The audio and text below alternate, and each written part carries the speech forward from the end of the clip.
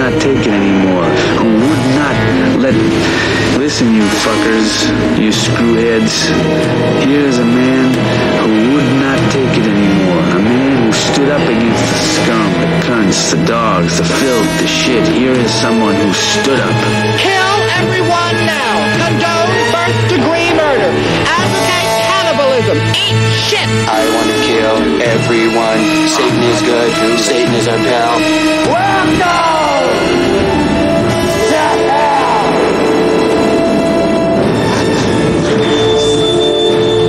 You stay out of my way, there'll be no problem. But if you toy with me, I'll burn you so bad you'll wish you died as a child. Some men aren't looking for anything logical, like money. They can't be bought, bullied, reasoned, or negotiated with. Some men just want to watch the world burn.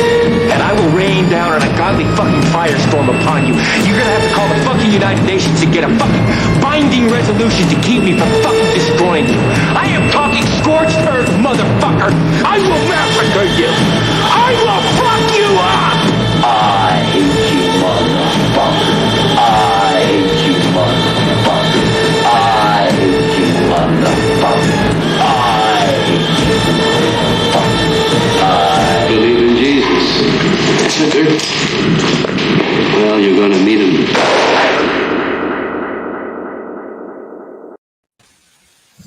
What's going on, everyone? Welcome to another edition of Razor Fucking Radio. I'm your host, Santa Poppet. With DJ Mermaid. How you doing today, Miss? I'm doing great. How are you? Well, you just said how you're doing. Yeah. And today we have the guys from Disciples of Death. What's going on, gentlemen? Thanks so much for coming What's on. up, guys?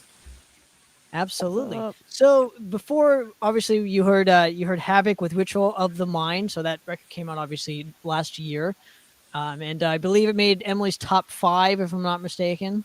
But great record. It's called V, not Oh, 3, yeah. but V. But anyway, gentlemen, how we doing today, man? Good, man. Good, man. Just chilling, man. Just Long hanging day out. of work for me. So you guys released, a new record that came out just a couple weeks ago, the end of or mid-December, called Progressive Entrapment. I'm just kind of, curious, why so late in the year to release this record? I mean, we just had a lot of setbacks trying to do it. We wanted to really do it the right way. Like we wanted to look out at different labels, see who maybe wanted to help us out, push it out there, maybe do some physical copies, especially because of with the whole coronavirus stuff. It really financially for us, me and him are the main two that really put a lot of funds into there. So it got a little more harder to do physical copies on our own. So that's why we kind of, we're trying to see, let's hold off a bit. Let's search around for some different labels. And so we did that. And then, it just came down to, we're trying to work out where we can, with the label, that we can have physical copies by the time, we're trying to give them time to have physical copies, since we were talking probably I would say October, November. So it was kind of late already in the year talking to these guys. So to give them some time, we kind of pushed it till December. But unfortunately, that didn't, with the physical copy, we still are waiting. So, we were trying to, that's why we waited. So we had this ready for like March, April. We've had the files ready, the artwork, lyrics, all that stuff ready. We're just really wanted to wait to kind of get maybe some help on pushing it, getting it out there more than we could do it, Sure. Well, there's not much information on this record that I could find, but so I'm just kind of curious if you can help us fill in some of the gaps when it comes to the recording process, and how much of a process was it on the writing? Well, I think on these songs specifically, we've had these songs for quite a while, and we've been wanting to push this stuff out. Like we already have another album ready to go. We're one song away from actually being completely done as far as doing pre-production on it with metronome and all that stuff, because we want to get the ball rolling, just because on these songs we've been when we went, just a lot of the way we did it, we should have planned it a little bit differently. We did a lot of separate, and within the time of recording, we just did it too separately. We did the drums, then we did the guitar and bass, but there was kind of, like, just the timing that we did it. We didn't structure it where. Yeah, we had way too many like lengths of time in between recording sessions. So when we would go back, we would try to fit some stuff in that was hard to fit in because our tones changed because we ended up having different equipment, or like the settings of the recording wasn't exact. So when we tried to like put other stuff into it, it didn't go with what was already there. And that was something that held us back. Yeah, it was just a lot of the spacing between really. We learned, like, especially with the album, doing that many songs and doing it that way. We definitely this next time around we're gonna space it to where we do everything within a timely manner of recording wise. Right on. And just regarding the band and the history of it, because you guys have been around since 2014. It's taken you pretty much 5-6 years to complete this thing, and I'm just kind of curious your approach to the new record as opposed to the Progressive Entrapment record. What will we see differently? I think I think personally, like the song structures, I think a little bit better. I think also the musically, me and him, since we are the two that mainly write a lot of the things, I think we're getting more technical. I think we're trying to include more solos, because, in the first record, there's only 2. So that's something that, we've talked about a lot, trying to incorporate more soloing. Yeah, one thing I think that's going to be different about getting this next record done and more like within a timely manner is now we have a solid band, like completely solid. When we first started in 2014, it was the 2 of us, but there was also 3 other people that are no longer in this band. And we have gone in and out of like having 2 or 3 other extra guitar players. We've gone through 3 drummers and 2 singers. So now that it's completely solid with this is what we want to be and these are the people we want to do it with, it's going to be a lot easier for us to get that stuff out. So because we don't have to go stop, find someone else, teach them new stuff. Then they end up not working out, Yeah, it's like waste. Sometimes it's kind of like a waste of time. It feels like for me and him specifically, because we've been pushing this for a while to get to this point of putting out an album, because we've had these songs ready for, I would say, at least over a year more. Yeah, I'm excited that it's finally out because this stuff has been in our list of music songs for years, and finally we can just put that behind us, keep moving forward, and make new stuff. And I'm excited about that.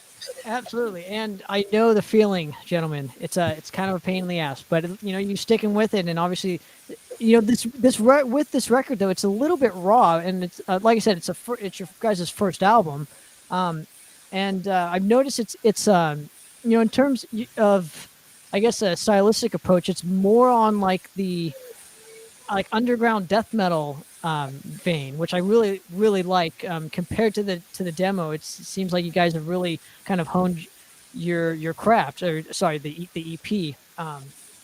And with that, will the new record be as raw as this first one, or can you guys see a more polished kind of sound for it? Definitely more polished for sure. Just because on this one we already have, like I said, 9 out of the 10, or one more song left out of the 10 that we're gonna put on the second album that already done metronome wise, pre-production wise. I have to lay over the guitars on there, and I think that being a factor is gonna definitely help on making it sound. Because we're planning on actually going to Trench Studios. Sorry, my cat. It's okay.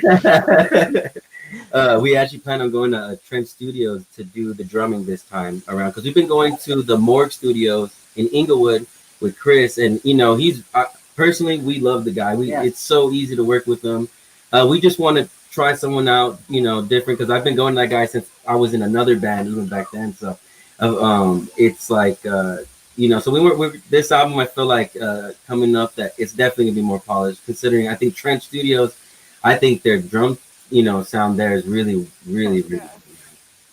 Well, so have so many other bands that have recorded their drums there, because that room is just pure magic in my opinion. Yeah, for reals.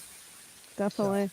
So with the new record, so you guys have a lot more bass solos and stuff. Why that over guitars? That's what I kind of noticed with you guys. Well, I think the reason why we do that is because I personally have a background of liking a lot of speed heavy metal stuff, and that influence comes out in this. When I first started playing, actually, this is the first and ever band I ever played bass on. So I literally learned how to play bass to jam in this band. And when I did, I found out that I really liked it. And then I always had that background of speed heavy metal stuff. And I really liked that stuff in that genre of metal. And I tried to bring that out into this just to like have fun with it. And so that's kind of where that comes from. Definitely. I think it's really cool. It's definitely different than what I've seen with other bands since they're mostly based on guitar solos, really. So as a bass player, I think that's super cool that you guys did that. Yeah, I think as a 4-piece to it, I think that he really, anytime I write anything, most of the time he's not even really playing really what I'm playing. He's always trying to find a way, unless it's like, the riff just calls to, go for it like that. But he's usually always coming up with the bass line to go yeah, we don't usually I know generally a guitar player will make a riff and then the bass player will follow exactly what he's doing. Usually this is what I do.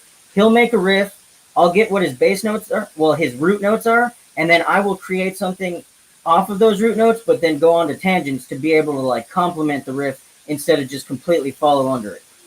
Okay, interesting. Well, let's get into some of that if you guys don't mind. Let's do some what is kind of happening, unfortunately, in the beginnings of 2021 as we're talking about this. Let's do a little World in Ruin right now on Razor Radio. Welcome back, everyone. What's going on? That was some drops with the Serpent's Quest. I know that's one of Emily's favorites. Okay. And before that, we heard our guests and Disciples of Death with World in Ruin.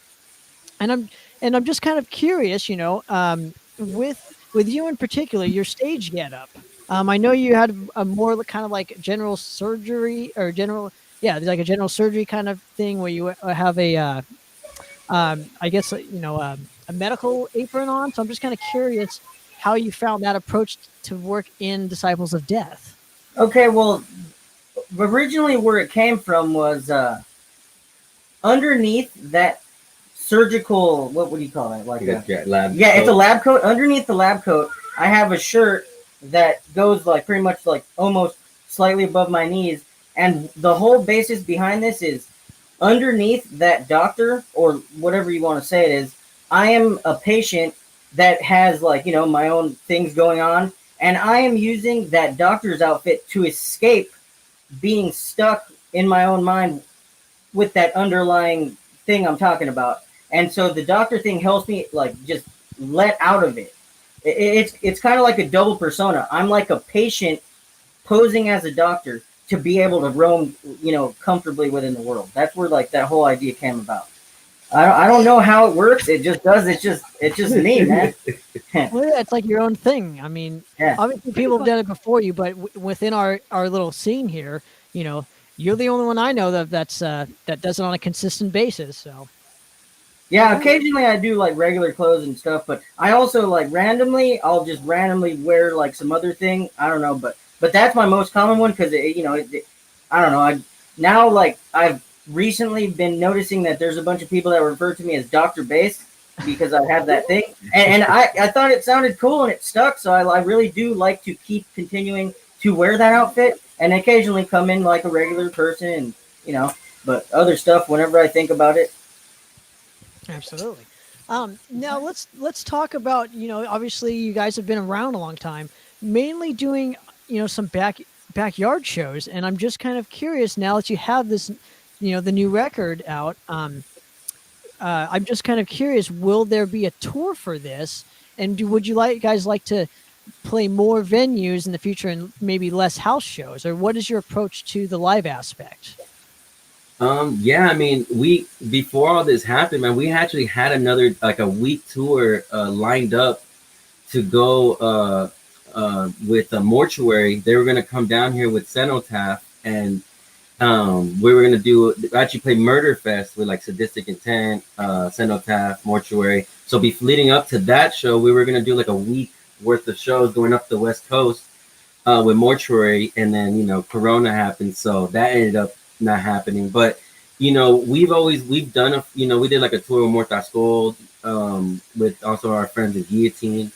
So you know, we've always tried to look to tour more. You know, we do. I definitely think that we've done a good fair share of backyard shows. I think definitely we're definitely trying to do more venue, more. We actually want to do more just touring based shows, like where we can just instead of the weekend we're doing local stuff, we'll be doing like the weekend warrior stuff where we go to the Bay Area, or you know, we have some friends up in Oregon and stuff like that, you know.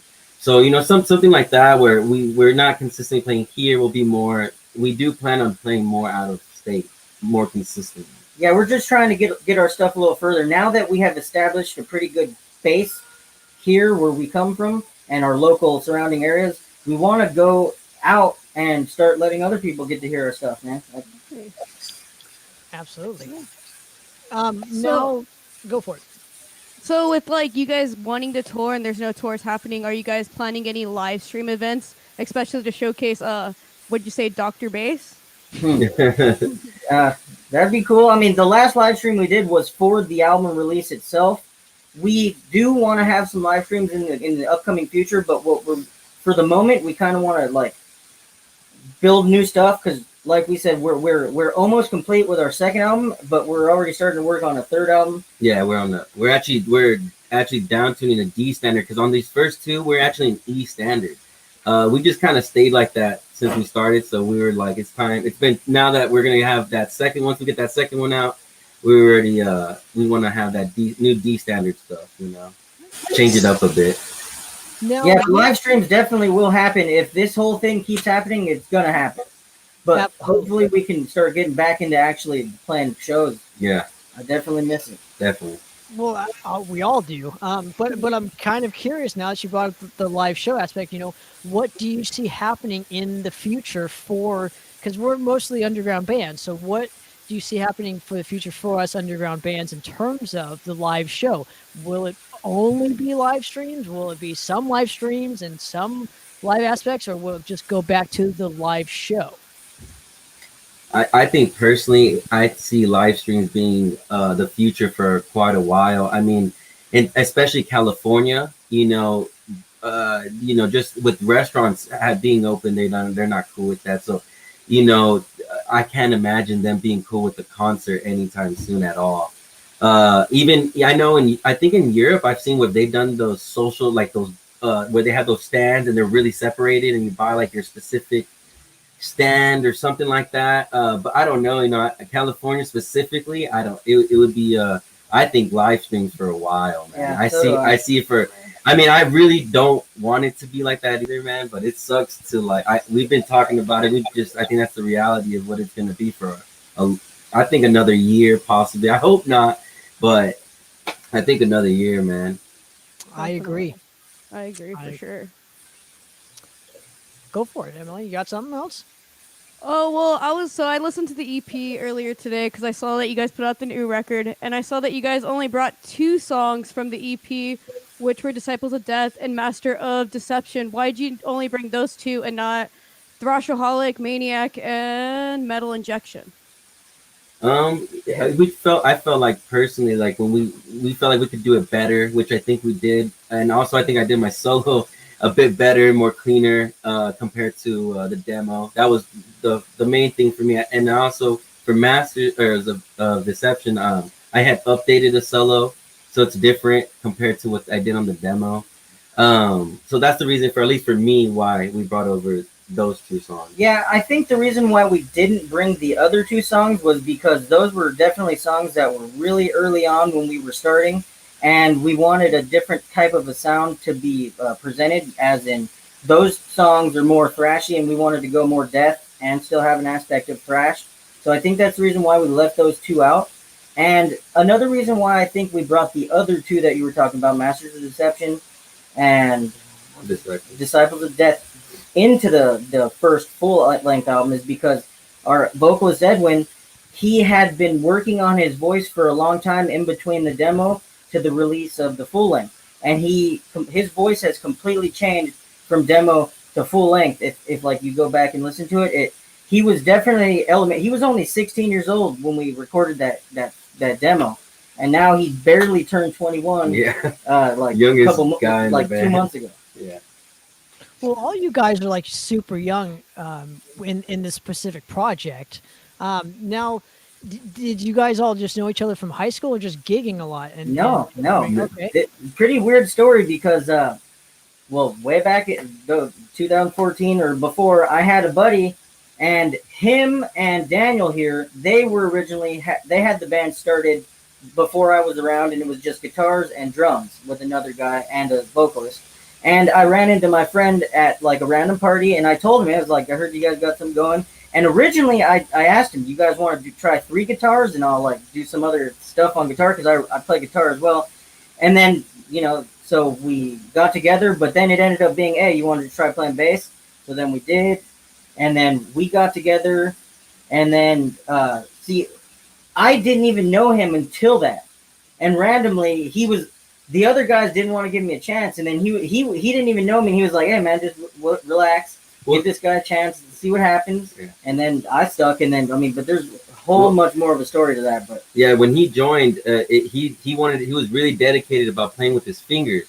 And, you know, he could play with the pick, but since he didn't want to play without a pick, with the pick, he was really dedicated about with his fingers. So I told the guys, I was like, hey man, just give him time. You know, I could tell he really wants, you know, he really wants to be in this, and I know he's going to be dedicated. He's been with me ever since. The other guys, you know, they didn't take it as serious, you know, right, as he did when he joined. I originally don't even come from Long Beach. I had moved from Hawthorne to Long Beach when I was 18. So, I had met him like at parties in Long Beach through other like metalheads, punks, and stuff. And yeah, that's pretty much how he heard about our band locally wise in Long Beach. Right on. Well, hey, let's get into some more jams real quick. Let's do Emily. Why don't you introduce this track because I have a hard time pronouncing it. Oh, Monster from Karak Angran off the new record. Absolutely. Right now on Razor Radio.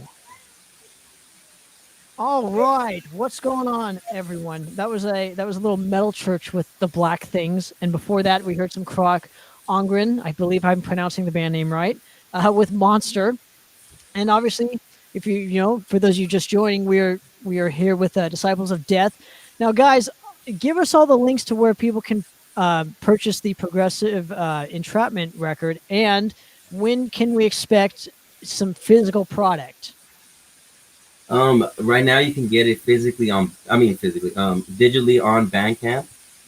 You could stream it on all platforms if you're trying to listen to it. But yeah, right now digitally on Bandcamp, iTunes. I think if you could buy music on Spotify, then you could buy it there too.